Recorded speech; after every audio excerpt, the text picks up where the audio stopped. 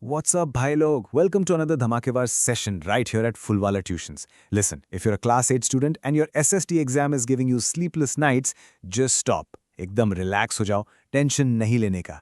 Today, we're going to clear all your confusion about how the Indian government works, and we're doing it ekdam scratch se. No boring textbook reading, I promise. Instead, we'll decode the entire parliamentary system, the legislature and the executive, using a funda you already know perfectly, your own school. So grab your notebooks, get comfy, and let's decode the biggest classroom in India. Okay, let's quickly check out today's official Fulwala Tuitions timetable. First up, intro, where we set the ground rules of the Parliament classroom. Then, we meet the legislature, our rule makers, followed by the executive, the action takers. After that, a quick showdown for the difference between makers and takers. And finally, conclusion on why your vote matters. Let's get going. Section 1. Intro, the Parliament Classroom, Setting the Ground Rules. So, to really understand Indian politics, yaar, you just need to realize one simple truth. The Indian government runs exactly like a giant school. Literally. Just like your school needs rules, teachers, a principal, and some discipline to function, our country relies on its own massive system to keep everything running smoothly. Now, when you hear the word parliament, you're probably picturing that big triangular building in New Delhi, right? But the real magic isn't the building itself. It's the three-part staff and student council inside it. Our parliament is actually the supreme law-making body made up of three distinct pillars: the President of India, the Lok Sabha, and the Rajya Sabha. Together, they are the heartbeat of our nation. All right, time for a pro tip by Fulwala Tuitions. Lock this massive number into your brain for your exams. 543. What is this? Well, that's the total strength of our ultimate classroom, the Lok Sabha. These 543 people are the class monitors, officially called Members of Parliament, or MPs. And guess what? Every 5 years, we, the citizens, actually vote directly to elect these class monitors from all over the country to sit in this giant classroom and represent us. Crazy, right? Moving on to Section 2. Legislature, the rule makers, or as we call them, the class monitors. So, we know who is sitting in the class, but how exactly do they make the rules? India uses a bicameral system. Bi simply means two, so we actually have two separate houses, or classrooms, making the rules. First is the Lok Sabha, the House of the People. Think of this as the super noisy, bustling main classroom where the monitors are directly elected by us.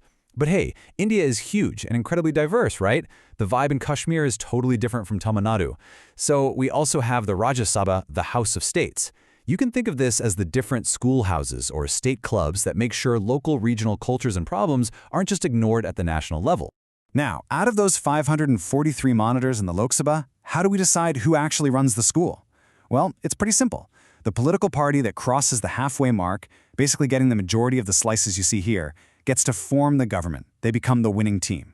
But wait, what about the other MPs who won their local seats but aren't part of that winning party? They become the opposition. Sure, they don't get to form the government, but they play a massive, absolutely critical role in keeping the winners in check. Okay, another pro tip by Fulwala Tuitions coming at ya.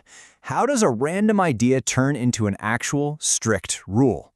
Let's take the 2009 Right to Education Act as a real-life example. Before it was a law, it was just a rough idea, technically called a bill. Step 1. The MPs debate this bill in both the Lok Sabha and the Rajya Sabha classrooms. Step 2. It needs majority approval. Basically, more than half the class has to say, yes, free education for kids is a solid idea. Step 3. It goes straight to the president for a final signature. Once signed, boom, the bill officially becomes an act or a law. Simple. But, ruko zara. What if the ruling party makes a completely terrible rule? That's where the question hour enters the chat. You all know that one backbencher in class who aggressively raises their hand and grills the principal and teachers, right? Bhai, that is exactly what the opposition does during question hour. Right before the main session starts, the opposition acts as the ultimate backbencher. They question the ministers, demand accountability, and make absolutely sure the ruling government isn't just doing whatever it feels like. Next up, Section 3. Executive. The action takers, aka the principal and staff. So the legislature makes the rules. Awesome. But who actually enforces them on the ground? These are your action takers. And here is a solid Fulwala Tuitions memory hack for your exams. Just remember PPM. President, PM, Ministers. That's it. The union executive is made up of these exact three pillars. They are the ones actually running the country, ensuring the rules made by the legislature are put into real action. Just remember PPM, and you will never, ever forget the union executive. Let's map this directly to your school so it makes total sense. The Prime Minister? That's your strict visionary principal. The PM is the real head taking the big, everyday decisions. And the Council of Ministers? They are your subject teachers. You know, the health minister, the railway minister, the education minister, each running their own specific department. And the President of India? Think of the President as the ceremonial Dajaji or the school trustee. You absolutely need their formal signature and permission for everything, but they aren't the ones actually teaching the classes every single day. Section 4. Difference, makers versus takers. The ultimate showdown. Okay, let's pause here for a second. If you're ever confused in your civics exam about who does what, this is your lifesaver. Dhyan se suno. A Fulwala tuition special tip coming your way. The crucial point is understanding this exact difference. The legislature, our Lok Sabha and Rajya Sabha MPs, are purely the rule makers. They sit, they debate, they argue, and they create the laws. On the flip side, the executive, the PM and the ministers are the rule enforcers. They do the hardcore groundwork, they run the actual government departments, and they implement those laws on the streets. So one makes the rule, the other makes sure you follow it. Now, what happens if the national, principal, and the state branch managers clash over what rules to make? To prevent total chaos, our Constitution brilliantly created 3 lists. Here's an awesome exam hack: memorize these lists. The union list has the big-ticket items only the central government can touch, like defense and currency. The state list covers local things only the state government handles, like police and health.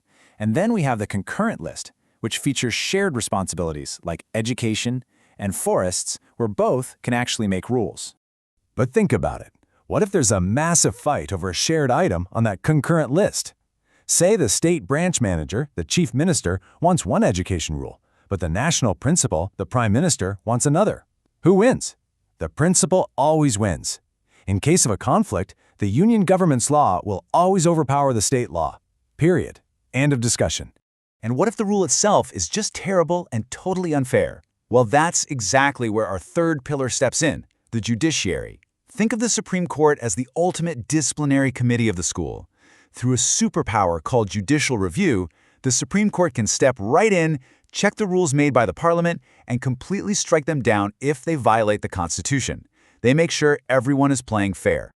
By the way, everything we just talked about at the national level, it is a literal copy-paste at the state level. Seriously, instead of the Lok Sabha, you have the Vidhan Sabha. Instead of MPs, you vote for MLAs, members of the Legislative Assembly.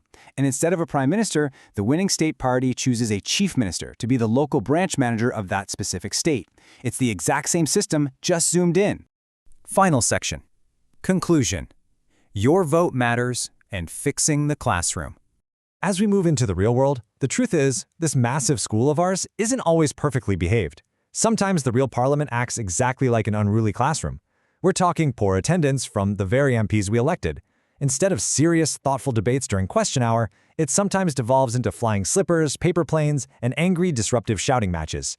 And worst of all, the media, who should be telling us what important laws are being passed, often just focuses on the drama and TRP instead of the real issues. But guys, that is exactly why you, the young future voters, cannot run away from politics. It's your responsibility to fix the classroom. You have to stay informed. Engage in healthy political discussions with your friends instead of just fighting over it. Use amazing tech tools created by the government like the Digital Sansad website to track exactly what your local MP is actually doing. Don't just complain about the system, understand it so you can upgrade it. So I'm going to leave you with this fun, provocative question to think about. If you were the prime minister of your school today, what is the very first rule you would change? Let me know in your head or discuss it with your friends. Thank you so much to the entire Fulwala Tuitions family for tuning in today. Keep learning, keep questioning, and tension Nailanika. Catch you in the next Explain.